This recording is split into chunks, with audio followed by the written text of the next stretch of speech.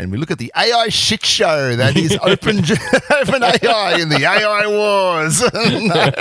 No. Too much? Yeah.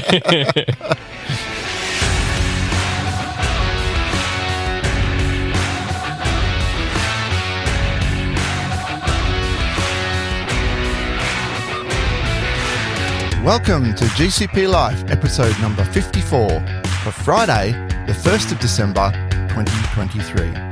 GCP Life is sponsored by Kasna. At Kasna, we make your Google Cloud solutions possible. And I'm your host, Stephen Bancroft. On today's show, what is Google doing to Chrome? We'll take a look at the Broadcom buyout of VMWARE. There are plenty of security flaws on things. Plus, we take a look at the debacle at OpenAI in the AI wars. But before we get to any of that, I'd like to introduce the co-host of the show, Ian Brown. How are you, Ian? I'm good, mate. How are you? Good, mate. Good. Gee, it took a while to come up with that intro. It did, didn't it? But no, it'll all come out smooth in the edit, don't worry. Yep. As it always does. That's it. Well, I'm recording here today in this studio, and this, sadly for me, well, yeah, it is a little bittersweet moment. Will be the last time I record in this room. Of course, this is a custom-built room I built here probably 12 years ago now, and it's just a soundproofed, sound-treated room. Really great for recording and doing music stuff in. But in my new house, I don't have any such luxuries there. No luxuries there. I need to spend some time, money, and effort to convert one of the rooms into something like this. But yeah, next show we'll be doing the Christmas special, and I'll do my best to make my recording as good as possible from there. But then I'll go ahead and make necessary changes. Yeah. Of course, I am moving on the 7th, so it's all been go here the last little bit. But we did get the news that we're wrapping up with the project we're on. Yeah, we have. And yeah, I was going to say that the room is looking very, very bare. Yes, it's very sparse at the moment. Yep. It's thinly provisioned right now. The painting's still on the wall, though. The painting's still on the wall. But yeah, no, we're wrapping up on our project tomorrow afternoon. We're done and dusted. I already have the next project that I'm going to be on. That starts on Wednesday, I think. I'm rolling onto a new project. Wow, straight away. Yeah, straight away. Yeah. So we're getting into the implementation phase of a project that's in discovery at the moment. Yep. Yeah, so that's happening. So it is literally all go at the moment. The Uni Super project is pretty much done and dusted after tonight. And then I'm onto a new project and new things. I haven't got word of any new project yet, but I actually need a little bit of space and a bit of time off to settle into the new place. So I think that's what I'll be doing. And of course, tomorrow I'm sitting Developer Pro recertification in the morning. Yeah, you are. Good luck. So I'm trying to squeeze in a little bit of recap study on that as well, on top of everything else. And then I think we're all planning to go down to Victoria sometime in the next few weeks to go and catch up with the entire team and congratulate each other on a job well done. Have a little celebration for the Uni Super project, yeah. Yeah, and then I've just got confirmation today that I'm going down to Sydney in February to do the Chronicle training. Okay, right. Yeah. Yes, I did see the offer of that come up. So, yeah, interesting. Good fun times. I didn't put my hand up for that one. I've got some aspirations to do a bit of VMware training next year myself, so I'm going to set up my lab and do a bit of that. Yeah, nice. Try and fill in a few blanks there with some of the skills around that. But speaking of training, before we get on to that one, we probably should mention registrations for Next. Open. Oh yes, yeah. So Google Cloud Next 2024 is being held in Las Vegas this time from the 9th to the 11th of April, and the early bird discount is open now. So early registrations are open. So you can just jump onto the Google Cloud Next site and register, and you get a discounted rate of call in the next 5 minutes and you'll get a whopping discount of $999. Throw in a set of steak knives as well. Maybe you might get steak knives, you might not, who knows. Who knows? Which apparently is a 50% off from the nigh on $2,000 that it costs normally to attend Next. Early bird special. Wow. Well, all right. Let's get on with the show. Yeah, let's do it.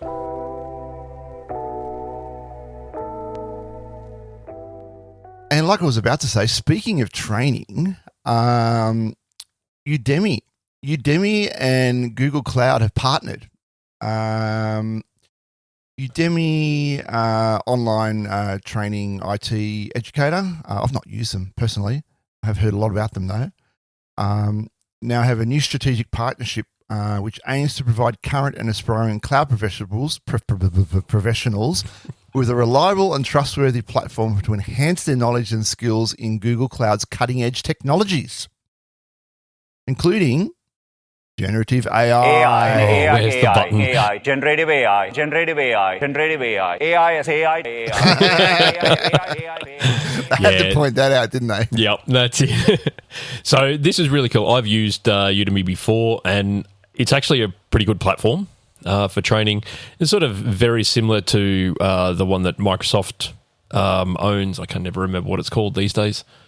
But yeah, so Udemy have got a special section in their site, and they're displaying Google Cloud endorsed badges on courses that are endorsed by Google Cloud and have been selected. And yeah, so like I said, there's an actual Google Cloud endorsement page there. So you jump over there, you'll see the list of courses that Google Cloud has ratified. Right. Okay. Yep. Yeah, it does say more over these courses will be featured prominently on Udemy's dedicated Google Cloud endorsement page. That's it. That's the one.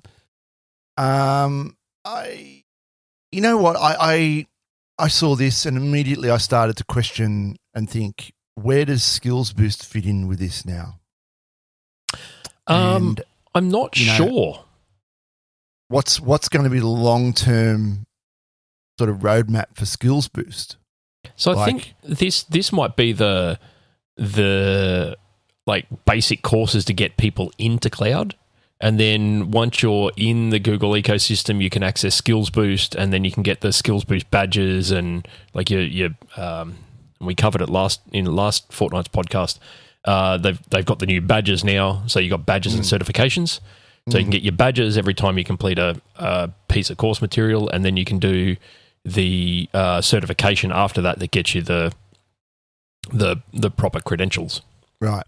Well, I was more thinking about like a longevity kind of thing. Like Google has a habit of pulling the pin on stuff. Oh, yes. It doesn't pan out. Why not outsource the education to someone like Udemy and then just scrub Skills Boost? I don't know. I think Skills Boost devil's advocate there. Yeah. Oh, well, yeah, 100%, and rightfully so too. I mean, the Google graveyard is huge, but I think this is more targeted to people who are just trying to get into the ecosystem. So outsource that to a third party, get people involved in it, and get people liking the ecosystem, and then once they're in, they can access Skills Boost, which is much more in-depth training and pathways to certification. So anyway, we'll see how that goes. They certainly wouldn't have any of the partner stuff on there because we obviously get access to partner Cloud Skills Boost, which gives us more in-depth than behind-the-scenes stuff. So, yeah, there might still be some longevity in Cloud Skills Boost. Yeah, definitely. All right, let's move on. Just a quick one, I guess, and we have mentioned this on the show before, but Google are going to pull Manifest 2 from Chrome. Yes. What does this mean? Well, and this is a bit of a pain. So I use AdBlock on all of my Chrome-based browsers, and at Manifest v2, Googlers feel the API puts too much power in the hands of extension developers. So right. the theory here is that someone could make an add-on that offers to do things like block annoying ads. Gee, I wonder why. Well, they table it. They don't table it like that, though. They say this Chrome.web request method allows puts too much power in their hands, and it's insecure. It's insecure. Yeah, well, but we've got an alternative one that you can use, but it doesn't nearly do half as many things. Yeah, and that's the bit that's annoying developers. I think it's there's various issues, and one of the quotes in the article is the various issues, including reluctance from developers to hobble their content blocking extensions by moving to Manifest v3. That's right. So it was delayed. They were gonna do it in December 2022, but that was proved to be too ambitious. And then they were going to go March 23, and they pushed it back again. But this time they're saying that's it, June 2024 in Chrome 127 and later. That's it. Yep. It'll be Manifest 2 will be gone. Manifest 3 is the only way to go. And I do like the register's got a nickname for Google. I don't know if you picked it up in the article, but the register calls Google the chocolate factory. The chocolate factory. I did see that, and I think, what does that mean? So I had to look this up because I was like, the chocolate factory? What's the significance there? Widgets. So I looked it up, and it's the correlation between Willy Wonka's chocolate factory and Google, and the weird and wonderful staff that they have in both. So it's the eclectic bunch of workers that are there. So, and that's why they call it the chocolate factory. The chocolate factory, right? Okay. Yeah. Now, if you're using uBlock Origin, and by the way, if you're not using uBlock Origin, you really, really should be using uBlock Origin. And it blocks all the ads, of course, and takes the ads out of YouTube. That will not work post this version of Chrome, but there is another one called uBlock Origin Lite, which does work with Manifest 3, but it's not as good, apparently. Yep. So I'm using AdGuard for my stuff, and it's interesting because AdGuard was actually mentioned in this. So Andrei Meshkov is the CTO of AdGuard, and he was actually quoted as saying, with Manifest v3, we've observed an immense effort that browser teams, Chrome in particular, are putting into working on a unified platform. And to sum up this, it says, we're hopeful that the new unified platform will bring substantial benefits to the entire browser extension ecosystem, and that ad blockers like us will be able to continue being up to the task and further improve. Now, what I take out of that is that they're not expecting AdGuard to be as good or as effective in Manifest v3 as it is in Manifest v2 because of the visibility that they get over your web requests. Oh, yeah, they don't get the same level of visibility. That's it. And they can't just interject and block stuff.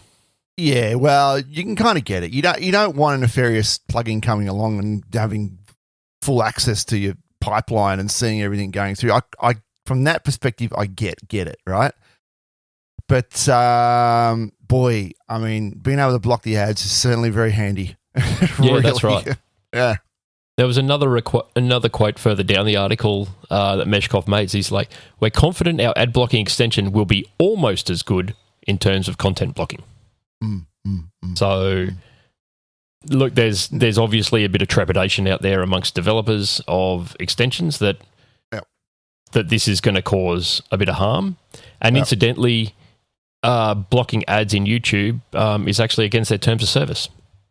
It is against their terms of service. Now, I was going to bring this up because, let's face it, right? How, out of all the people that are watching YouTube, right, it's mobile's got to be the hands down winner, right, in the YouTube watching, right? Don't have an ad blocker there, right? Nope. It's only in the browser where you're getting these ad blockers. So people are making the argument that Google's bringing this in to remove the ability to block ads on YouTube, and I don't think that's the case. Like I'm playing the opposite side here. I think most of the viewing and therefore ad revenue that's coming from YouTube would be on mobile, and you're seeing the ads on mobile, right? And the browser traffic would be very small in comparatively. That's still a lot, but comparatively speaking. Now, I have an ad blocker, and I do happen to watch YouTube on my main TV, which has a computer on it and has an ad blocker, and it's lovely not seeing the ads, right? But when I do happen to watch, I'm probably in the minority, I'd say. When I do happen to watch YouTube on my phone, the ads are obnoxious. Yeah, it is really, and it's obnoxious, and it's really, I think it's even worse now. So I pay for YouTube Premium because I primarily watch YouTube on the telly, and I've got a smart TV, so there's no ad blocker there. And you're right, the ads were so obnoxious. I just went, oh, bugger it, I'm going to pay for it. But then now, not only are you getting YouTube ads, but you're also getting the content creators putting ads in their content. Yeah. Like they're sponsored by Rough Greens or some other nonsense product. And it's like, here's a 5-minute segment of a 15-minute video. NordVPN. Yeah, NordVPN. Like, here's a 5-minute segment in a 15-minute video all about something that I don't care about. That's an off-put. Yeah. Yeah, and if a content creator does that too much, I just stop watching this stuff. Yeah, and that's what I've done too. I'm over it. Yep. Well, it remains to be seen. I think how much pressure can the devs put on Google for this, and what sort of changes are Google going to make between now and then? And are they going to commit to this deadline? That's the other thing. Well, see, I think at the end of the day, Google has a vested interest in delivering ads to people because their search ads is how they make money. That is the bit that makes them the most amount of money. And it keeps all their other stuff alive. So really, they have a vested interest in the ads. So I think that they're going to force the ad blockers out as much as possible without looking like they're forcing the ad blockers out as much as possible. And just hang on to that point, because we'll touch on that again when we talk about the evolution of Google search. Yes, definitely. Okay? But before we get on to that, just a quick one, I guess. The Broadcom acquisition of VMWARE is complete. It's done and dusted. It's done and dusted. Yep. Yeah, so Broadcom's focus moving forward is to enable enterprise customers to modernize their private and hybrid cloud environments, and they're going to continue investing in VMware Cloud Foundation. So they obviously see that as a massive cash bucket. Because VMware has a heap of products out there. Like you've just got to have a look. Cloud vSphere, which is probably the most popular hypervisor in the world. You've got VMware Tanzu, which is it's sort of like an application deployment thing. I've never really used it, so I can't comment on how good, bad, or otherwise it is. They've got their load balancing stuff, like the RV load balancers are all VMware. And now you're getting PaaS and SaaS stuff on there as well, like the Alloy DB being deployed directly on VMware. Yeah, we covered that not that long ago. That's right. RV load balancers, right, which is what we've got experience with now in what we've just been doing. I can see more of that happening, turning it into sort of more of a personal cloud offering. An on-prem cloud environment. Like OpenShift or one of these. I think OpenStack. OpenStack, yeah. I think you've got to. So if you're going to deploy Google Cloud on-prem, which was an offering, and I don't even know if it's still available, but there used to be once upon a time at Google. Edge there. Yeah, so you have to have VMware for that, and I think you've got to have specific types of switching behind that and a specific load balancer or ADC in front of it. So in order for it to all work. Yeah, so it meets the hardware requirements from top to bottom. Yeah, that would make sense, yeah. Yep. Because they're using, if they're using something like Metal as a service, I don't know if you've used that, it's the canonical thing. Yep. It uses the DRAC and Pixie to configure the hosts. Yeah. Right. So you've got to comply with the standard to make that work. Yeah, that's it. So yeah, that's an interesting one. A quote from the article: Broadcom has a long track record of investing in the businesses we acquire to drive sustainable growth. and that will continue with VMware for the benefit of the stakeholders we serve. In other words, reading between the lines there, they're not going to drive it into the ground and then sell it off. Yep. Or shut it down. I certainly hope not anyway, because, there's a lot of business in the world that depend on VMware. Absolutely. Yeah. It's too much behind it at the moment. Yeah, fairly ubiquitous. Yep. Is a big word for the day. Ubiquitous, indeed. All right, then. So moving on, the age of AI. Google experiments with bold changes in search. Yeah, right. I was reading this article this morning going, wow, where's this notes in search? I can't see it. I don't have it. Evidently, they haven't rolled it out to me yet. No, I think you can get to it in Labs. Yeah, you can. If you go to Google Labs, but I just get the pop-up saying your account, this is not available to your account yet. Yeah. In Google Labs. But yeah, basically we're going to get a few new features in search, and they are notes, follow, and something they're calling SGE, Google Search Generative Experience. Yeah. SGE. So the notes thing I think is really cool. Notes is interesting. Yeah, so you do a Google search, you can leave a publicly visible note on the search results. So allows other people to see what you've searched for, or some comment on the notes. Perhaps I'm not entirely sure, but it sounds like it could be quite an interesting evolution. Because think of what happens now. Someone goes to a website. There may not be a feedback feature on there, or there may not be any sort of forum, or sometimes in a blog post you get you can put a response in. There may not be any of that. The site could be complete garbage. It could be some pseudoscience stuff, right? Not that we've ever seen that on the internet before. Not that we've ever seen that on the internet before. So what do? You copy the link, you go to Reddit, you spin up r/rants, and you have a thread there, and everyone comments on it, right? Right, you don't have to do that anymore, right? You can directly make a comment in Google search against it. Yeah. Right. So if it's a bogus, like a pseudoscience site, then everyone can say, could rank. Maybe there's a rank. Cool if there's a number of stars or something. I guess that could work against it too, because it could open it up for review bombing. Oh, could you imagine the conspiracy theorist ranting about like vaccines or flat Earth or oh no. But the article that we're reading here says Google's added an option to follow specific search queries, pushing new information versus requiring repeated searches. Yeah, this is the follow option now. That's the follow option. Yeah. So I didn't quite follow what was going. So it's kind of like this is kind of like Google Alerts. That's how I saw it. So I haven't heard of that for a while. No, well, how do you think I get most of the news articles for this show? Google Alert going. So the example I give, if you're interested in vegetarian stir fry, for instance, Google could alert you when new recipe pages appear on the internet. And as services to follow interests decline, including X, Facebook, Newsfeed, and Tumblr, there's a chance Google could step in and fill in a gap, right? So you set the topic, and then it just sends you new pages on that particular topic. Okay. Yeah, it's Google Alerts, basically. Yeah, cool.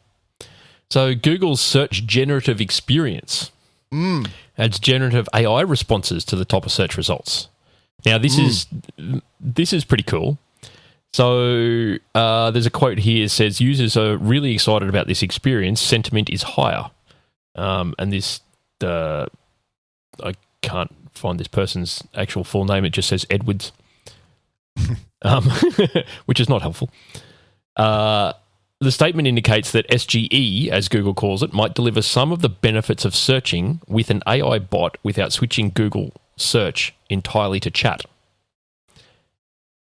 Right, because this goes back to the point I was saying. Let's just keep that, because this is balancing a fine line, because they don't want to remove ad revenue for ads that appear in search, right? And the chat has the potential of doing that.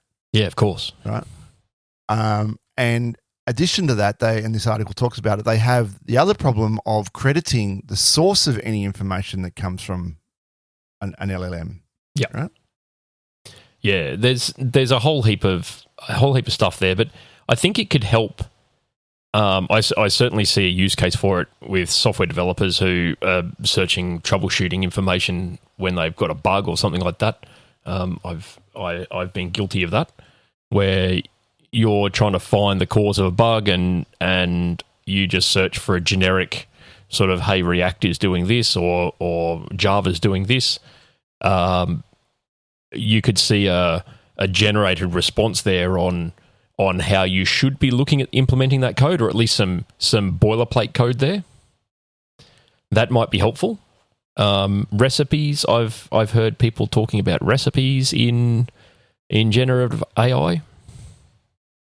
I don't know that I'd really want to cook a recipe. As long as it's not putting bleach and pool chlorine in your recipe, because, if that happens, people will be following it. Yeah. Yeah, they would. They would. So yeah, I think still working the bugs out there, and I don't know. It's going to be hard. I think we talked about this before, and you said it's just the next it's iterative, the next generation of search. But I think it's going to be difficult to actually put it into search. Although Bing seems to have done it. Yeah, they've done it successfully. Yeah. Yeah. Not that I've used Bing Chat or Bing Search for a long time. A long time. Thankfully. All right, remains to be seen. Well, let's move on. Memory store for Redis cluster in GA. Yeah. So I brought this one up. So memory store for Redis cluster. So we had memory store for Redis, GA not that long ago. We covered that in the podcast. And now we've got memory store for Redis cluster is GA. So it provides a 99.99% SLA with replicas enabled. It's a fully managed and open source software compatible Redis cluster with zero downtime scaling, both in and out, and provides up to 60 times more throughput than memory store for Redis with microseconds of latency, which is phenomenal. 60 times, yeah. Yeah.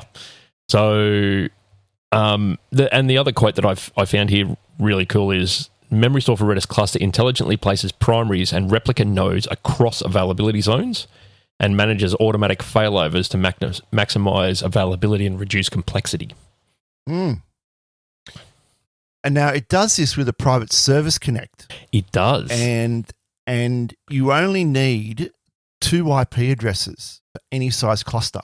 Yeah, that's right. And I looked at this and went, hang on, simplified cluster endpoint management by only requiring 2 IP addresses for any size cluster, even for 250 Redis nodes. Like, hang on, how are they doing that? So they must have. How are they doing that? Yeah, some load balancer in front of there that's load balancing those requests, and right. And the 2 is for the redundancy. Yep, exposing that via PSC. Yeah. Some other really cool features that came with it is integration with IAM, so identity and access management. Out of the box audit logging, in transit encryption with TLS, and integration with cloud monitoring. Of course, all the Google Cloud goodness. All the goodness that comes with it. Yeah. Obviously, a darn sight better option than trying to manage Redis yourself, because I've been there, I've done that. It's not fun. Cannot recommend. Of course, you get things like community use discounts, and they cite the navigation map app Waze uses it. So there you go. Oh, there you go. I didn't read that bit. That's what happens when you skim read articles. So yeah, go check it out. It's fully GA now. Yeah. All right, moving on with a couple of security items. Hackers could exploit Google Workspace and cloud platform for ransomware attacks. Yeah, this one's an interesting one. So, look, it's primarily targeted at businesses that are using Windows machines and using Google credential provider for Windows. So, the prerequisite for this attack is that the bad actor has to already have gained access to a machine using that GCPW application. For those who don't know, Google Credential Provider for Windows is an application that you install when you spin up Google Workspace, and it allows the administrators of the domain to manage your device as well as give you single sign-on. And so the way this attack works is starting from the compromised machine. Threat actors can progress in several different paths. So they could move onto other cloned machines with GCPW installed, gain access to cloud platform with custom permissions, or decrypt locally stored passwords to continue their attack beyond the Google ecosystem. Now, that's the scary bit. Now, Google has marked this bug as not eligible for fixing because it's outside the threat model and the behavior is in line with Chrome's practices of storing local data. And that frightens me a little bit, that there's a known path to attack an environment, and Google's like, it works with Chrome does that, it's fine. So to summarize how this works, there's a refresh token involved. The refresh token is subsequently utilized to construct an HTTP post request to the endpoint in Google APIs to obtain an access token, which in turn can be abused to retrieve, manipulate, or delete sensitive data associated with the Google account. Yep. So it's that old access token vector. Yeah. Yep, 100%. And it's obviously an issue, something that Workspace admins need to be acutely aware of and protect machines accordingly. Right. And if you know the local account, you can get on the machine. So if you're going to have local accounts, make sure that they've got, secured passwords.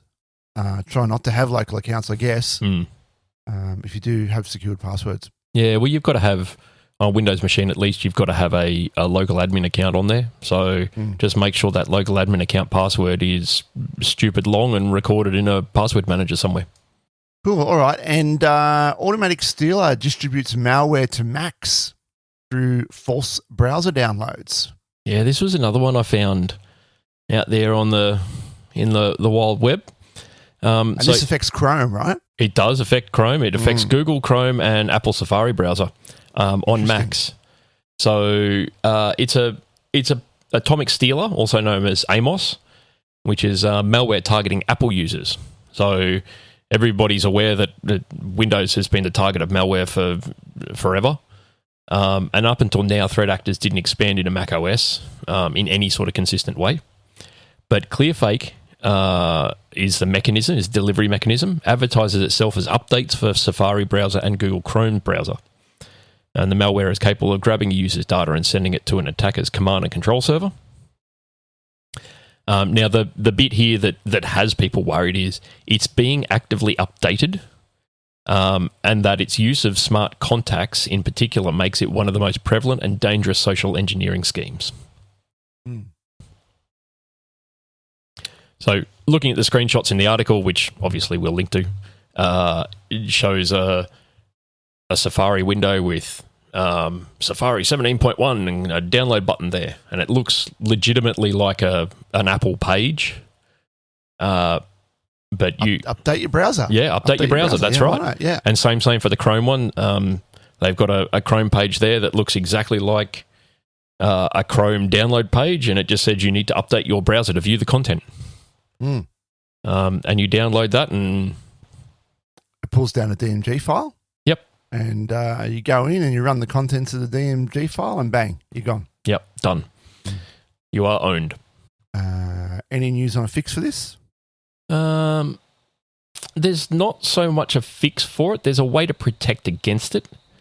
So for security admins and IT pros that are out there, in order to protect people from Clearfake and Atomic Stealer, keep your web protection tools up to date, obviously. Remind employees not to download stuff from untrusted sites. I would suspect don't download things from trusted sites either. Just don't download stuff that you don't need. And make users aware of it. Make users aware that, hey, you might see this sort of a page on your Mac. If you do, it's malware, you install it, and you're going to lose your information and our information. Sounds like something that could be set up easily for one of the fish detectors. Yeah. You know, the fish hunting things that you run in a corporation. Yeah, that's it. The one that I deliberately clicked on the other week. I'd never seen what they do. I'd sent so many of them out to users in my life, and I've never actually seen the end result of clicking on the link. So I was like, bugger it, I'm going to click on it. I know it's phishing, but I don't care. You must report for reprogramming. Yeah. Incidentally, I didn't. That was 10 days ago that I was supposed to. Not your problem now. Nope. Moving on, Google researchers discover Reptar, a new CPU vulnerability. There seems to be more and more of these days. Oh, there is. There's heaps of them. Yeah. Today, we're detailing the findings of Reptar CVE 2023-23583, a new CPU vulnerability that impacts several Intel desktop, mobile, and CPU servers, and server CPUs. Google's information security engineering team reported the vulnerability to Intel, who disclosed the vulnerability today. So Google's found it, told Intel via the right channels, and Intel are disclosing it. That's it.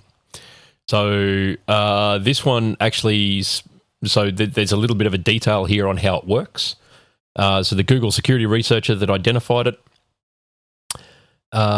identified a vulnerability related to how redundant prefixes are interpreted by the CPU, which leads to bypassing the CPU's security boundaries if exploited successfully.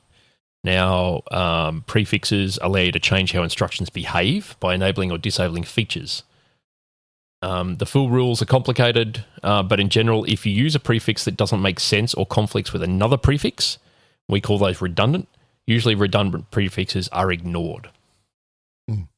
So the impact of this vulnerability is demonstrated when exploited by an attacker in a multi-tenant virtualized environment, as the exploit on a guest machine causes a host machine to crash, resulting in a denial of service. Additionally, the vulnerability could potentially lead to information disclosure or privilege escalation. Right, if they manage to unlock the secret combination of prefixes that are needed to do that. That's right. Yep. So obviously that's a huge risk for Google because I mean they run a whole heap of Intel CPUs out in the wild there. Yep. And it is a shared environment. Now, to me, this doesn't sound like something that could be fixed easily with a firmware update in the like a microcode update, because the way these prefixes work seem to be fundamental in the operation of the CPU. Yeah, quite possibly. Unless there's some other way that they can flag or ignore these redundant prefixes without causing any sort of a DDoS or binning them, putting them to a trash some other way. Potentially microcode that ignores the combination of prefixes that causes the crash. Maybe that microcode update might assist. Yeah, but it's going to be. I don't know. It's going to be a constant arms race, though. It's going to be constantly on top of each other. You're basically going to end up thwarting the entire capability of the CPU. But yeah. But I think at least in the short term, you could do the same sort of thing you're doing, or they do with virus heuristics. You just set up some heuristics and look for patterns that cause problems, and then ignore or do something with that. I don't know. Yeah. Not sure how they're going to fix it, but let's hope they do. Yep. Just another one. Another argument for ARM, hey? That's it. And reduced instruction sets, yeah. Although I'm sure ARM's got its fair share of security flaws as well. We just haven't found them because it's not as prevalent. We haven't found. Yep. All right, should we get on with the AI wars? AI wars.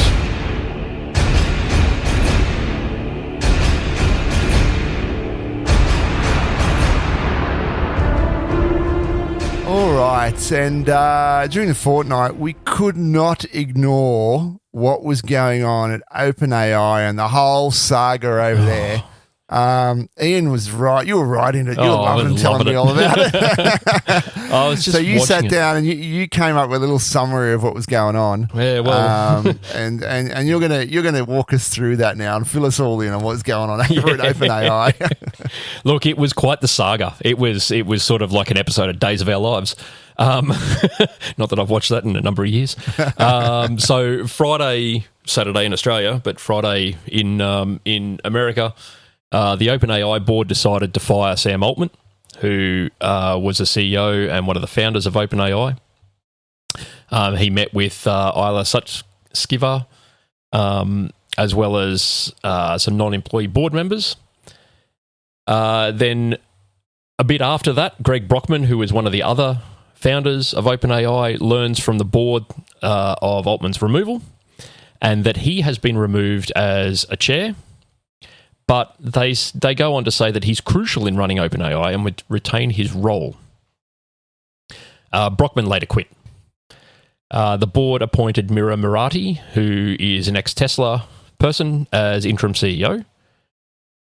Following that, and this is all happening on Friday, remember, from midday onwards, 3 OpenAI researchers quit, and quite senior ones too, from what I've read. These are Jacob Pachoki, AI risk evaluation head Alexander Madry, and AI researcher Simon Seedor, and a number of high-profile investors who were blindsided by the events, including Microsoft, who owns 49% of OpenAI. Satya Nadella, who obviously CEO of Microsoft, was quoted as being left surprised and furious. They've all got their noses out of joint about Sam Altman being sacked, right? Yeah, well, and not being consulted on it. You got to imagine that Microsoft only owned 49%. Yeah, that's they right. Have to.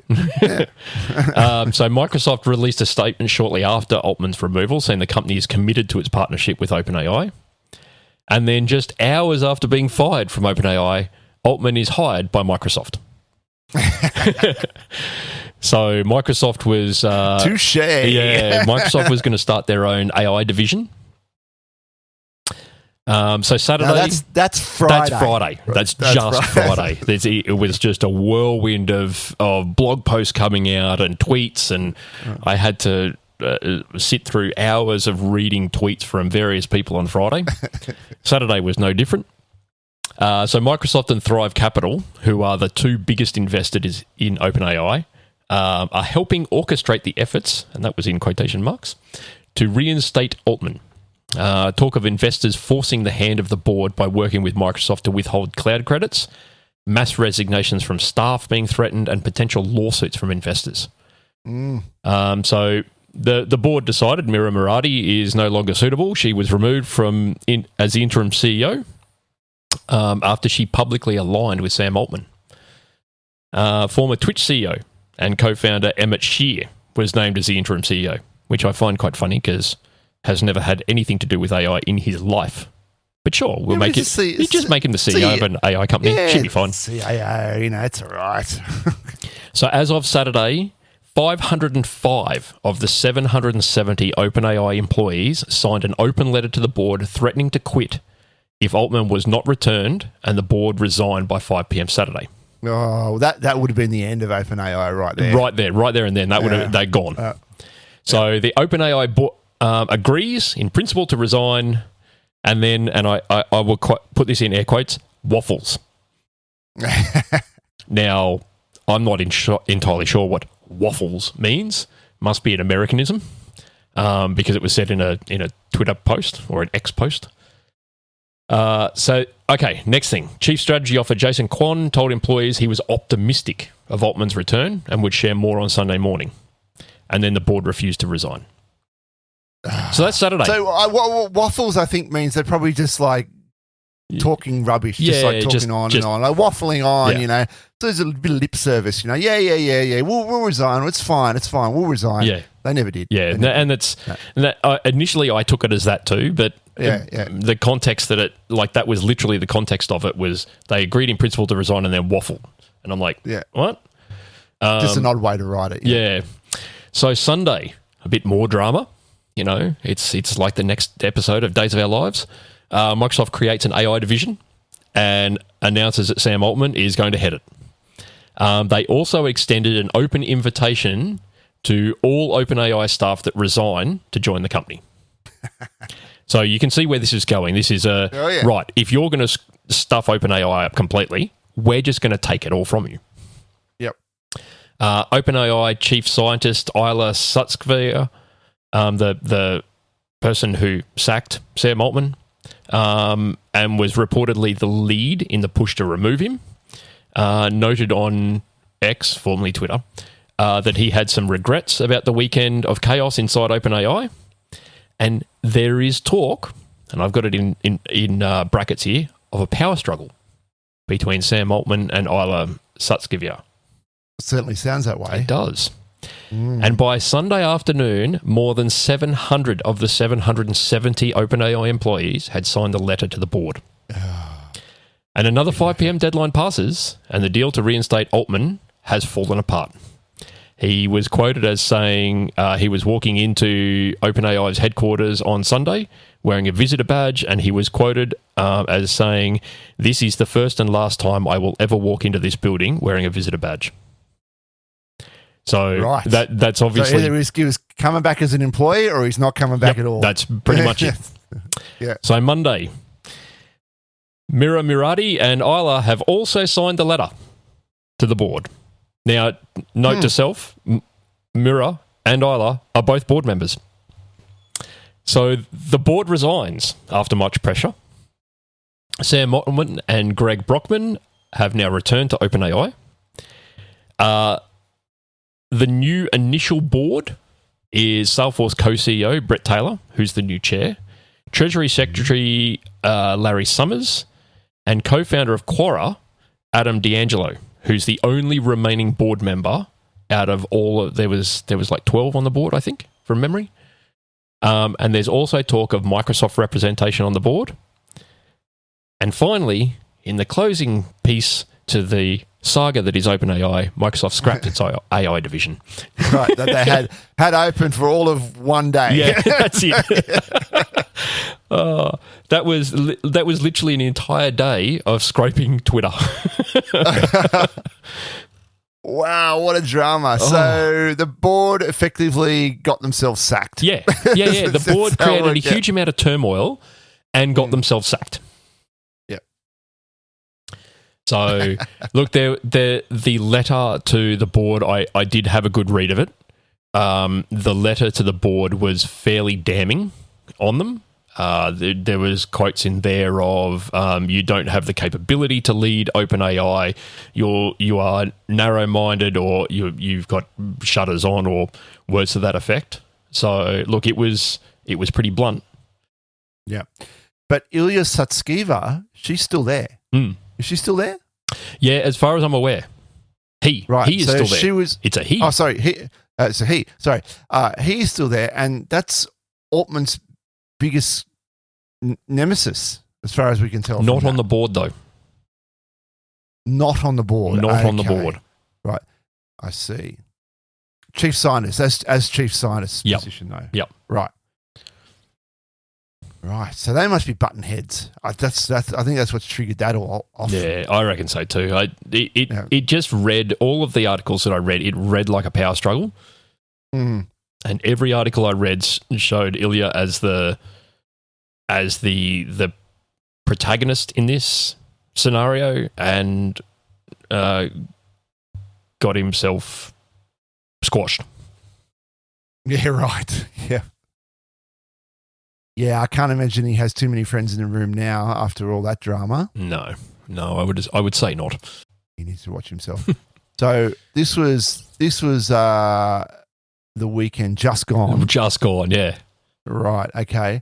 And we've not heard anything much since then. So we'll give it a week and see what happens. I think they're probably giving each other a wide berth at the moment. Yeah, probably. There's a bit of restructuring going on inside of OpenAI potentially. Could be. Who knows? But look, it was a tumultuous few days. And I really do feel for the employees at OpenAI, because that would have been horrendous to sit through. Like, you have no idea what's going to happen come Monday. You like, yeah, well, they have a job at Microsoft, you know. Yeah, they're always going to get it. but the other side of that is that there might be contracts with OpenAI that they can't breach, and yeah, who knows? Yeah, right. We only know what's in the news. That's if OpenAI actually existed as an entity after that. Yeah, well, you know, there's no board, then. Yep. All right, so we'll keep an eye on that and see where we go. Interesting to see if it has any effect on any of their development cycle, any new things that they're coming out with. But in the meantime, Spotify. Spotify's been on Google Cloud for a little while. Yeah. In fact, we looked at it, didn't they? They moved to Google Cloud back in 2016. Yeah, something like that.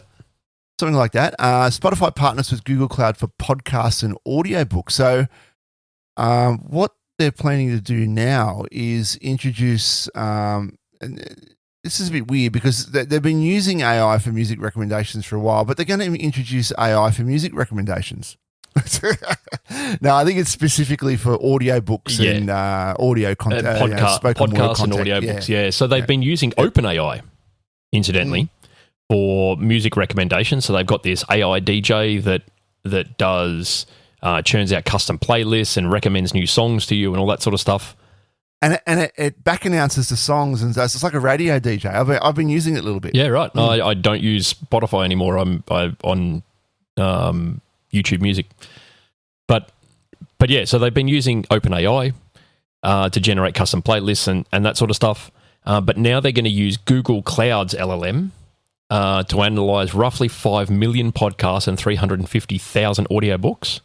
We're going to be one of those podcasts. Yeah. In its content library with a goal of trying to augment the metadata according to the press release. Right. So I'm just thinking about it from us as a content producer's perspective. I spent a lot of time working out the show notes and what's going to go into the metadata and how it looks and the hyperlinks and all the rest of it in there. I hope they don't screw all that up. No. Yeah, that would be bad. Right? Yeah, it'd be very bad. Look, in their defense, I suppose, they have a long history of using AI. So a decade ago, they pioneered the usage of AI for the AI DJ. And they're exploring numerous ways to enhance their revenue streams with the use of AI. Parts of this effort, the company is focusing on expanding its portfolio of revenue-generating formats. Now, it'd be nice. Transcript. That'd be good. That'd be good. Yeah. Yeah, that'd be really good. Because it's a cluster trying to get a transcript done of a show. Don't you get that already in Google Podcasts? Oh my God. I mean, it might not. It's Australian language. It's like a spaghettified mess trying to do it. Like it is trying to have more than one person and getting an accurate transcript just doesn't work. Yeah, it's just we're not there. It's just we're not there. And then when we do a show with like 4 or 5 people, forget about it. Right, okay. Yeah, I didn't realize it was that bad. Yeah. And I'm not going to go through, I've tried, I'm not going to go through and read the whole transcript and fix typos and spelling errors and yeah, I mean, the amount of work that goes into actually making just like an hour's podcast that you guys hear at the end of the day. I know Banky and I, we spend a lot of time going through all of the articles that we can find online and collating a list of them and then vetting them for relevance and all that sort of stuff. And then before that, we've got to read them and make sure that we understand what it's talking about, which is a fantastic learning experience, I must say. Absolutely. Yeah. It keeps you on the edge. It really does. But the amount of work involved in it it's not just us just getting together on a Thursday afternoon or Friday morning or whatever it happens to just chatting for an hour. It might sound like that. I know. And if it sounds like that, that's perfect. That's exactly what we wanted. Yeah, that's exactly what we want. But no, there is a lot that goes in up front, and then I do a lot in post, right? Yeah. There's a lot of work that happens there. I just hope they don't screw the pooch with this. It'd be nice if there was some transcripts or it was like an adjunct that didn't modify like the metadata that I already put there. Or if it was optional, you could opt out of it. That'd be good too. But just don't screw it up, Spotify. Yep. Don't screw it up. Yeah, exactly. Yeah, there you go. All right. And on that bombshell, we might finish up there, eh? I reckon so. Yeah. Don't forget, go to iTunes, write us a review. It'll really help the show out. We're starting to get a little bit of feedback on LinkedIn now too. There's some chats going around, a couple of posts going around. So look out for those on the socials. And feel free to tag us. Yeah, tag us in there. Hashtag GCP Life, or put Ian Brown or myself, Stephen Bancroft. If there's something you like about the show, then do that, please. You can contact the show, gcplife@casner.com.au. I get spam on that email address, so I know that it works. So if you've got something you want to mention on the show... Spam is always the first one to jump on an email address. We've got the website there, just Google that. And I'm not going to ask you about the Mastodon server because I know we're working on that. Because you know how busy I've been over the last few weeks. We're very, very busy. Maybe when we get a little bit of elbow room over the Christmas break, I might actually get it spun up. That's it. And don't forget, today's sponsor is Casner. At Casner, we make your Google Cloud solutions possible. One more show for the year. It's going to be this Christmas special next fortnight, so look out for that. Do I get to wear a Christmas hat? You can wear a Christmas hat if you like. Ho, ho, ho. Nice. You might make a good Santa Claus. I've got the beard for it. It's just not grey exactly. All right, that's about it from me. Anything else from you? No, mate. I've had a ball with this one. Awesome. I'll catch you later. Bye. Bye.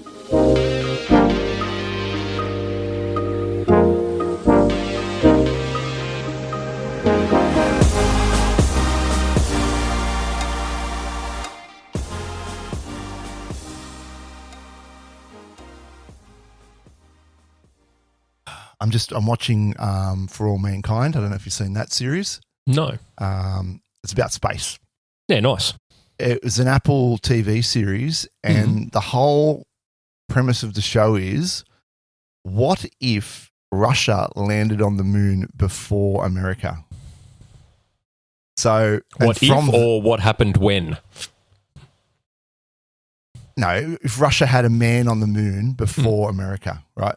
So it's sort of semi-fictional in the fact that it follows the space program, but all the way along, there's all these, what would have happened if this occurred, right? Yeah, right. So imagine Russia had a man on the moon before the US, and like that's kind of the catalyst for the whole thing, right? Like, where would the space program be now? Like, and then all these other scenarios come in. What if women were involved earlier? What if like black people were involved earlier? What if, and all this extra stuff comes around, and there's 4 seasons of it. And basically, I think where they're going to end up is that we end up on Mars. Like, we actually end up with a base on Mars, because they've got a base on the moon now as a result of that, because there ended up being a lot more competition between Russia and the US. So, and they find water on, because they've known about water on the moon for a long time. And they say, well, we've got to get there and get it before Russia does, because Russia can get to the moon now. So we've got to get it before them. So they end up putting a base on there, and then Russia puts a base on there, and the whole thing, the space race continues basically because of that. Right. Yeah, fascinating stuff. Good show. Excellent show.